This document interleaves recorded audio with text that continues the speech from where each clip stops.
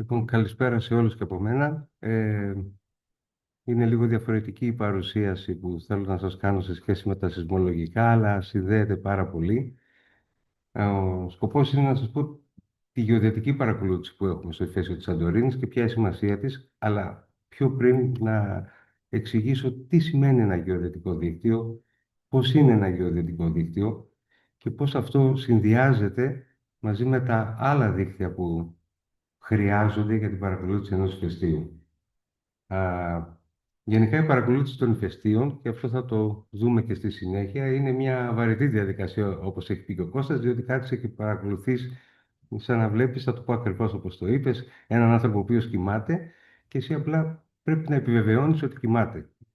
Βέβαια, αυτό το επιβεβαιώνεις όχι μόνο εσύ, αλλά και οι υπόλοιποι που το παρακολουθούν. Γι' αυτό χρειάζεται μια διεπιστημονική προσέγγιση και γι' αυτό πρέπει να έχεις και δίκτυα διαφορετικών τύπων, όπως είναι το σεισμολογικό, συγγνώμη, όπως είναι το γεωδετικό δίκτυο, όπως είναι η δορυφορική παρακολούθηση που παίρνουμε κάποιες εικόνες και βλέπουμε για μεγαλύτερη επιφάνεια την παραμόρφωση του εδάφους, για περιοχή πιο μεγάλη, η θερμική παρακολούθηση και προφανώς και η χημική παρακολούθηση που είναι επίσης πολύ σημαντική. Ξεκινώντας με το τι είναι ένα γεωδετικό δίκτυο, τι ακριβώς κάνει και πώς λειτουργεί. Γιατί το ακούμε, τι είναι ακούσαμε τι είναι GNSS, GPS, όλα αυτά τις ωραίες έννοιες. Ένα γεωδετικό δίκτυο λοιπόν είναι με χρήση δεκτών GNSS, είναι ένα σύνολο από σημεία που μπορεί να είναι ή προσωρινά, δηλαδή να πηγαίνω σε αυτό το σημείο αναπεριόδους και να κάνω μετρήσεις πάνω από ένα συγκεκριμένο σημείο που έχω υλοποιήσει, ή να έχω μόνιμα έναν δίκτυο τοποθετήσει σε αυτό το σημείο με σκοπό τι? Με σκοπό να προσδιορίσω τη θέση του. Αυτό που κάνει η γεωδεσία είναι να προσδιορίζει με πολύ υψηλή ακρίβεια τις θέσεις κάποιου σημείου. Γιατί ο σκοπός είναι να μελετήσει το σχήμα και το μέγεθος της γης και πώς αυτό μεταβάλλεται στο χρόνο. Βγαίνει από την έννοια γη και δέο, μοιράζω τη γη δηλαδή. Αυτό κάνουν οι τοπογράφοι, που οι τοπογράφοι ουσιαστικά είναι οι γεωδέτες πιο μικρής κλίμακας. Άρα, πώς μπορώ να το κάνω αυτό σήμερα? Μπορώ να το κάνω με ένα δίκτυο GNSS. Τι είναι αυτός ο δίκτυος GNSS, τι ακριβώς κάνει? Ένας δίκτυος GNSS λοιπόν λαμβάνει δορυφορικά σήματα, τα επεξεργάζεται από πού? Από κάποιους δορυφορικούς αστερισμούς που υπάρχουν. Υπάρχουν δηλαδή οι δορυφόροι GPS, οι δορυφόροι από το ρωσικό GLONASS, από το ευρωπαϊκό Γαλιλαίο, από το κινέζικο Beidou. Υπάρχουν αυτοί οι δορυφόροι. Στο σύνολο είναι κατά μέσο όρο, θα πω, 30 ο κάθε αστερισμός, που περιστρέφονται γύρω από τη γη με σκοπό να προσφέρουν στον οποιοδήποτε διαθέτει να δέχτη GNSS το στίγμα του. Άρα ο σκοπός μας είναι να προσδιορίζουμε σημεία, τις συντεταγμένες τους και τη μεταβολή τους στο χρόνο κάτω από οποιασδήποτε καιρικές συνθήκες. Παίζει σημαντικό ρόλο αυτό για το ηφαίστειο. Γιατί? Πριν το εξηγήσω, να σας δείξω από τι αποτελείται ένας σταθμός. Λέμε, θα συστήσουμε ένα σταθμό GNSS. Τι θα κάνουμε δηλαδή εκεί, τι θα έχει? Τι είναι ένα σταθμό GNSS? Ένα σταθμό GNSS είναι ένας δέκτης, φανταστείτε ένα μικρό τάμπλετ σε διαστάσεις. Ε, είναι η κεραία του, όπως βλέπετε δίπλα, οι οποίες, μην φανταστείτε κάποια κεραία ιδιαίτερα μεγάλη, μπορεί να έχει μια διάμετρο από 10 μέχρι 40 εκατοστά. Περίπου τόσο κυμαίνονται οι κεραίες αυτές. Υπάρχουν κάποια άλλα παρελκόμενα που χρειάζονται, γιατί αν έχουμε διακοπή στο ρεύμα πρέπει να έχουν ένα μετασχηματιστή, πρέπει να έχουν ένα τροφοδοτικό, πρέπει να έχουν έναν δρομολογητή του δικτύου για να μπορώ να παίρνω τα δεδομένα χωρίς να πηγαίνω στο δέκτη και να παίρνω τα δεδομένα μέσα από το δέκτη. Και με το INPES έχουμε αποφασίσει να βάζουμε και ένα μικροϋπολογιστή, όπως είναι αυτό το Raspberry Pi, για όσους ασχολούνται με τους υπολογιστές θα το ξέρουν. Μάλιστα αύριο που θα κάνουμε την εκδρομή στη Νέα Καμένη θα τοποθετήσουμε ένα μικροϋπολογιστή εκεί στο σταθμό για να μπορούμε να παραμετροποιούμε καλύτερα τον σταθμό. Πώς γίνεται αυτό? Κάθε σταθμός, για να μην υπάρχει ένας άνθρωπος που να πηγαίνει και να είναι πάνω από τον δέχτη κάθε φορά, έχει ένα γραφικό περιβάλλον το οποίο μπορούμε να μιλάμε στο σταθμό και να βλέπουμε τη λειτουργία του εξ αποστάσεως. Άρα, εδώ είναι μια εικόνα από έναν από τους σταθμούς, όπου δείχνει έναν χάρτη του ουρανού και αυτά τα χρωματάκια με τους αριθμούς είναι οι δορυφόροι που βλέπει εκείνη τη στιγμή ο δέχτης. Ποιους δορυφόρους παρατηρεί και από ποιους καταγράφει δεδομένα. Και παράλληλα υπάρχουν και άλλες επιλογές, ανά πόση ώρα θέλω να καταγράφω τα δεδομένα, αν έχω μπαταρία, αν έχω μνήμη, όλες τις ενδείξεις που μαρτυρούν τη λειτουργία του και πόσο καλά δουλεύει. Στη συνέχεια, πώς χρησιμοποιούμε λοιπόν, θα πω, ένα σταθμό για να κάνουμε την παρακολούθηση ενός ηφαιστείου. Αυτό μπορεί να γίνει κυρίως με δύο τρόπους. Ή να πηγαίνω σε κάποια σημεία και να προσδιορίζω αυτά τα σημεία και να υπολογίζω τη θέση τους ανά τακτά χρονικά διαστήματα. Βλέπετε εδώ κάποια σημεία είναι φωτογραφίες από κάποια κολονάκια που αυτά είναι, θα έλεγα, μια περιουσία της χώρας μας που είχε βάλει η Γεωγραφική Υπηρεσία Στρατού. Λέγονται τριγωνομετρικά σημεία και έχουν μπει πριν τη δεκαετία του 80. Έχουν γνωστές συντεταγμένες, δηλαδή η θέση τους είναι γνωστή, η θέση και το υψόμετρό τους. Ή μπορώ λοιπόν να πηγαίνω σε αυτά τα σημεία, να βάζω έναν δέχτη. Αυτό που βλέπετε εδώ είναι ένας μικρός χωρητός δέχτης. Αυτό εδώ. Ή να τοποθετώ μόνιμα με κάποια μικρή κατασκευή, μια κεραία που βλέπετε κάτω και μάλιστα είναι η κεραία που έχουμε στο Μονόλιθο, εδώ κοντά στο αεροδρόμιο. Άρα λοιπόν υπάρχουν ή μπορεί να γίνει είτε με περιοδικές μετρήσεις ή να έχω μόνιμα σε κάποιο σημείο μετρήσεις. Τι έγινε με το INPIS? Υπήρχε ένα δίκτυο στην κρίση το 2012, το οποίο όμως μετά καταλήφθηκε. Στην πρώτη επίσκεψη που είχε ο Κώστας μαζί με τον συνάδελφο, τον Σπύρο τον Παυλίδη και τον Δημήτρη τον Παναγιωτόπουλο, αλλά και τον Γιώργο τον Βουικαλάκη, όταν ήρθαν στο γραφείο μου, είπαν: κοίταξε, πρέπει να βάλουμε δέχτες GNSS. Πρέπει να ξαναφτιάξουμε το γεωδετικό δίκτυο, γιατί υπήρχε μόνο ένας σταθμός που λειτουργούσε και κατέγραφε αυτά τα δεδομένα. Άρα τον Οκτώβριο του 2019 το INPIS αποφάσισε να εγκαταστήσει άλλους 3 σταθμούς, σύμφωνα και με την βοήθεια από την οικονομική που είχε. Και έτσι, εκτός από το σταθμό που είναι εδώ, δεν φαίνεται το mouse, συγγνώμη. Εκτός από το σταθμό εδώ, που υπήρχε στο ημεροβίδιο ΣΑΝ, εγκαταστήσαμε την αφαλάτωση της Ίας, στον οικισμό Μανολά και στον Πύργο. Άλλους 3 σταθμούς και έγιναν 4. Σήμερα, και μετά την κρίση και μετά από όλα αυτά που ακούσατε, ωραία, ωραία, τέλεια. Εγκαταστάθηκαν μερικοί ακόμη σταθμοί που είναι στην Καμένη προφανώς, στο Μονόλιθο, στη Βλυχάδα, εγκαταστάθηκε κι άλλος ένας στην Ήο και θα σας δείξω πρόσφατα, πολύ σύντομα θα εγκαταστήσουμε άλλους 2 σταθμούς.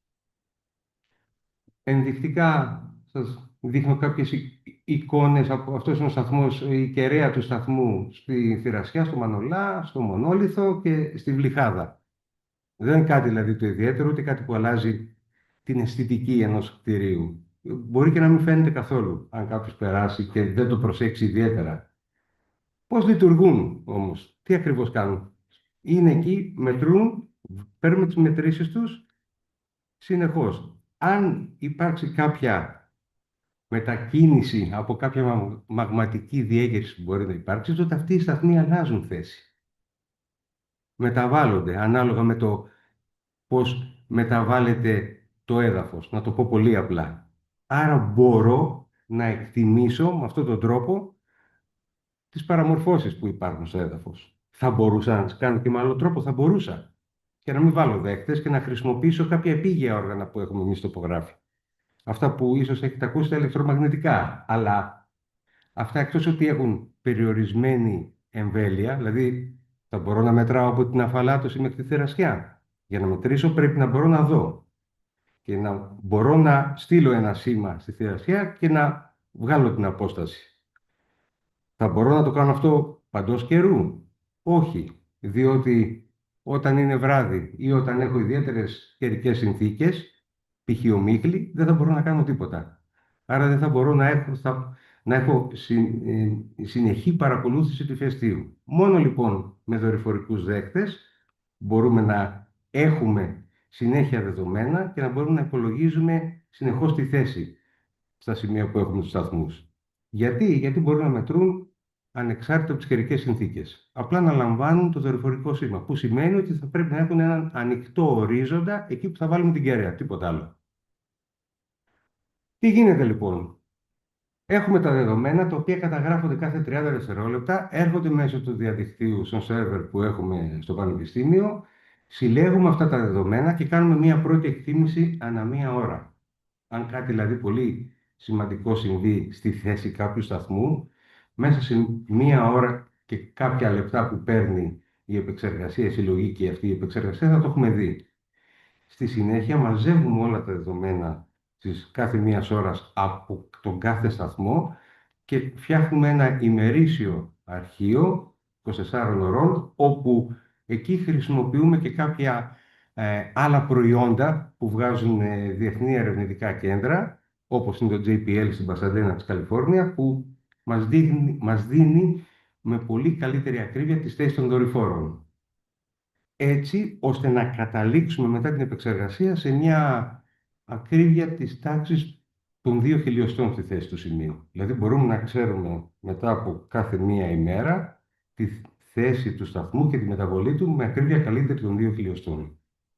Αυτό είναι πολύ σημαντικό, όπως θα δούμε στη συνέχεια, γιατί έχοντας δεδομένα, επειδή είμαστε κέντρο ανάλυσης και για την Ευρώπη σε κάποια άλλα πράγματα, έχοντας δεδομένα από πολλούς σταθμούς, μπορούμε και καταλαβαίνουμε για το πώς μετακινούνται οι τεκτονικές πλάκες, όπου όλοι θα γνωρίζουμε ή θα έχουμε ακούσει ότι η χώρα μας σε σχέση με την Ευρώπη μετακινείται νοτιοδυτικά. Πηγαίνουμε δηλαδή προς τη Λιβύη. Έτσι πηγαίνουν και οι Κυκλάδες, έτσι πηγαίνει όλο εδώ το ευρύτερο, η ευρύτερη περιοχή. Αυτό ήταν μια συνεχής βαρετή διαδικασία, γιατί από το 19 μέχρι πριν την κρίση αυτό το πράγμα έλεγα στον Κώστα, πώς είναι τα πράγματα, πώς πάνε οι σταθμοί με αυτόν τον τρόπο. Εντάξει, εντάξει. Οι πρώτες ενδείξεις όμως που έγιναν από το καλοκαίρι του 24 και κυρίως από το Σεπτέμβριο, όπως θα είδατε, που άρχισε η σεισμικότητα, ο Κώστας μου λέει: κοίταξε να δεις, εδώ έχουμε σεισμούς. Λίγους μεν τώρα, αλλά έχουμε σεισμούς εντός της καλντέρας.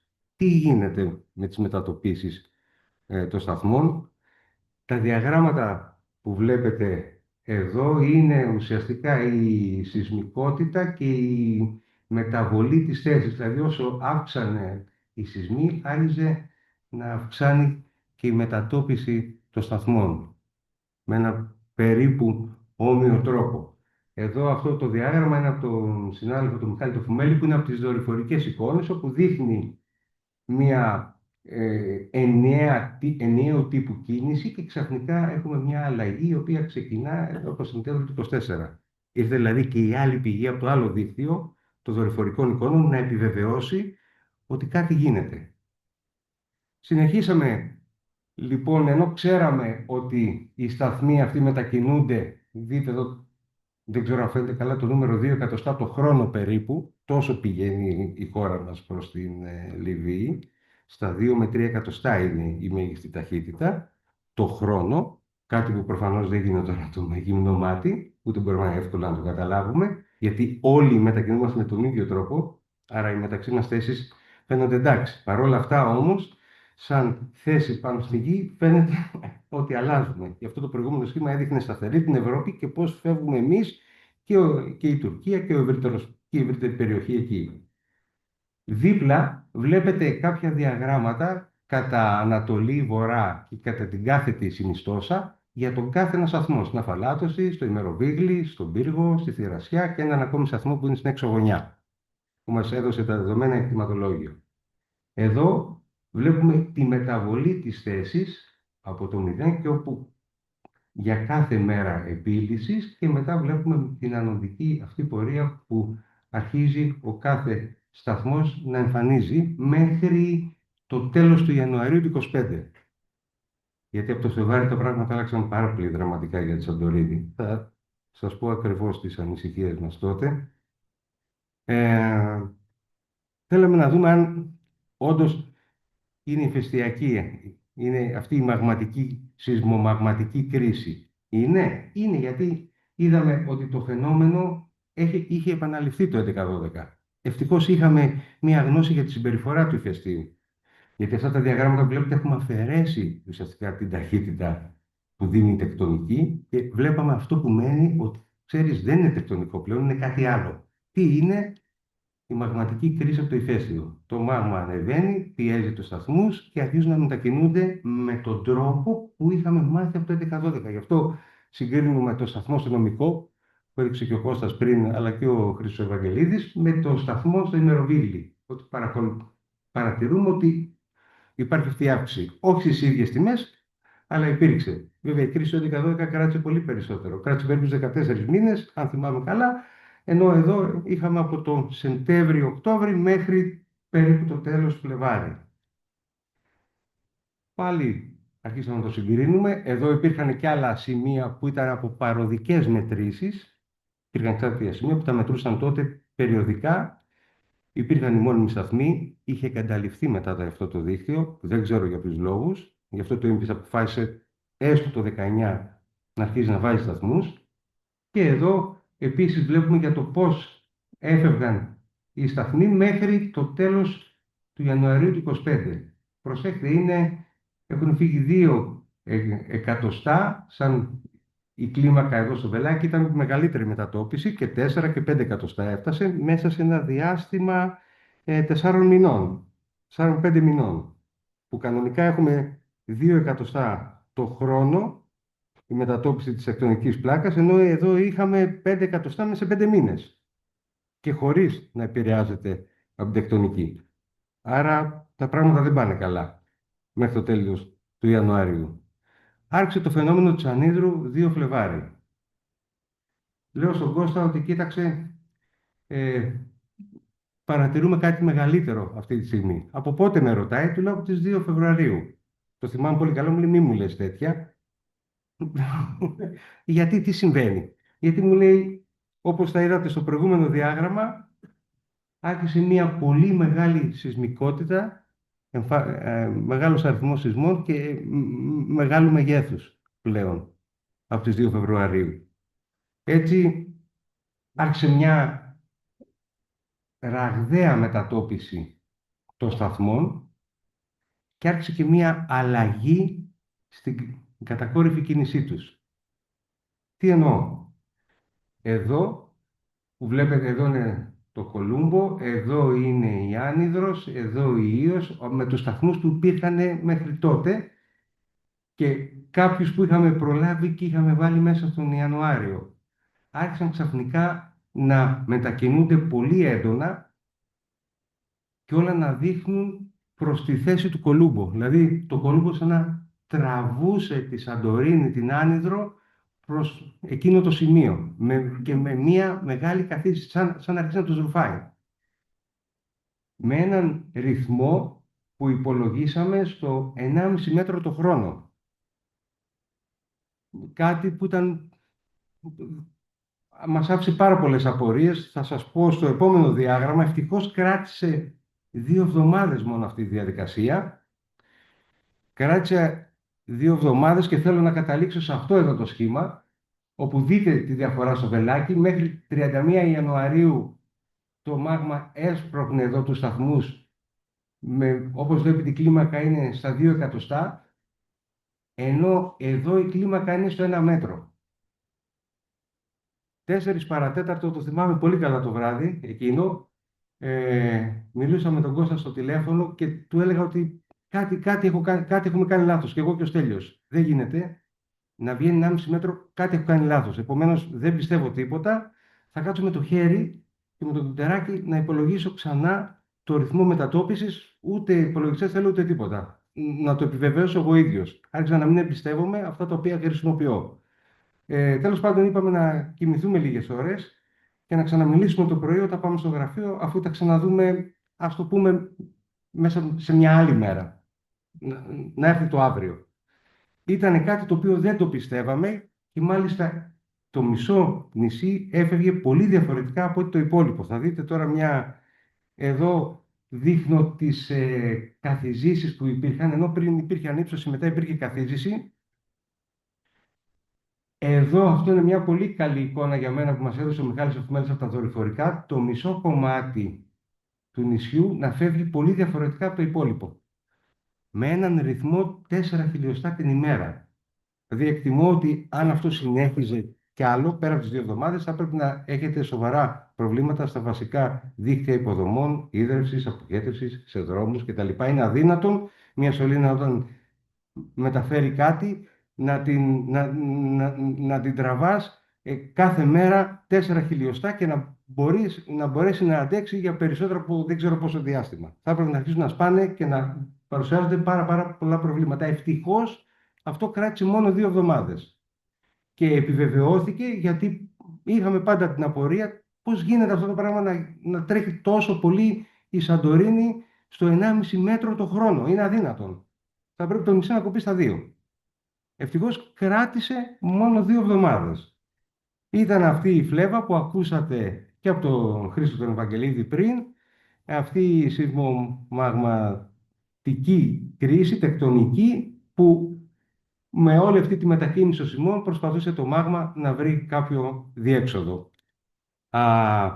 Η κατάσταση βέβαια μετά, αφού έγιναν όλες οι συζητήσεις που ακούγατε κάθε εβδομάδα, ενημερώναμε την μόνιμη επιτροπή του Ηφαιστειακού Τόξου με τις υπόλοιπες υποεπιτροπές. Οι επιλύσεις συνεχίζονταν επί καθημερινής βάσεως.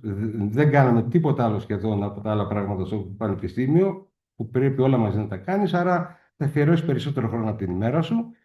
Η νύχτα έχει γίνει ημέρα και είδαμε, μπήκαν και άλλοι σταθμοί και από άλλα Ινστιτούτα και ξένα Ινστιτούτα που υπάρχουν ακόμη. Δεν ξέρω για πόσο θα υπάρχουν οι σταθμοί από τα ξένα Ινστιτούτα, αλλά μέχρι στιγμής υπάρχουν. Και προφανώς τότε αποφάσισε η πολιτική προστασία να βοηθήσει όλα τα ιδρύματα με κάποια χρήματα που τα περιμένουμε από μέρα σε μέρα για να μπορέσουμε να συνεχίσουμε να μεγαλώσουμε το δίκτυο, να αναβαθμίσουμε ό,τι υπάρχει από το ήδη, αν να το πω παλιό δεν είναι παλιό, γιατί προβλήματα υπάρχουν, κυρίως με τη σύνδεση στο διαδίκτυο, και σιγά σιγά επιστρέφαμε σε μια σχετική ηρεμία από τις 22-25 Φεβρουαρίου και μετά. Σε αυτό το σχήμα δείχνω πού έχουμε επιλέξει τώρα με τους υπόλοιπους συναδέλφους και με τον Μιχάλη το Φουμέλη και με τον Στέλιο τον Πίθαρη και με τον Κώστα και με τον Σπύρο τον Παυλίδη για το πού θα βάλουμε τους επόμενους 2 σταθμούς. Θέλουμε να κυκλώσουμε όλο το μαγματικό θύλακα ακριβώς για να μπορούμε να έχουμε ακόμα μεγαλύτερη χωρική πληροφορία των μετακινήσεων και του ρυθμού εναλλαγής της θέσης, άρα να έχουμε μια σωστή εκτίμηση της ταχύτητας σε όλο το νησί και βέβαια και στην Ήο αλλά και με τους άλλους σταθμούς. Άρα πολύ σύντομα ήδη περιμένουμε τα χρήματα. Χωρίς τα χρήματα δεν μπορούμε να αγοράσουμε τον εξοπλισμό, αλλά έχουμε τρέξει πάρα πολύ τις διαδικασίες. Έχουν γίνει ήδη πρώτες αναθέσεις και περιμένω να έρθει ο δέκτης για να ξαναέρθουμε πολύ σύντομα να εγκαταστήσουμε τους σταθμούς. Βέβαια, όσο και καλά μηχανήματα να πάρεις, όσα μηχανήματα και να αγοράσεις, ό,τι και να γίνει, αν δεν έχεις συνεννόηση και αν δεν υπάρχουν άνθρωποι που να θέλουν να δουλέψουν και να θέλουν να συνεργαστούν, δεν μπορεί να γίνει τίποτα. Τελικά, γι' αυτό εγώ θα ήθελα να ευχαριστήσω όλους εσάς, όλους τους κατοίκους Σαντορίνης που πάντα είναι δίπλα και θέλουν να βοηθήσουν όπως μπορεί ο καθένας, και βέβαια και τη Γεωθήρα που είναι αρρωγός στην όλη αυτή προσπάθεια που έχουμε, αλλά και την εταιρεία Aeris που έχει γίνει ένας απαραίτητος συνεργάτης, ιδιαίτερα στις εγκαταστάσεις. Δεν ήθελα να σας κουράσω πολύ άλλο, ήδη ε, είπα αυτά που ήθελα να σας δείξω για το γεωδετικό δίκτυο. Αν υπάρχουν κάποιες απορίες, ευχαριστώ πολύ.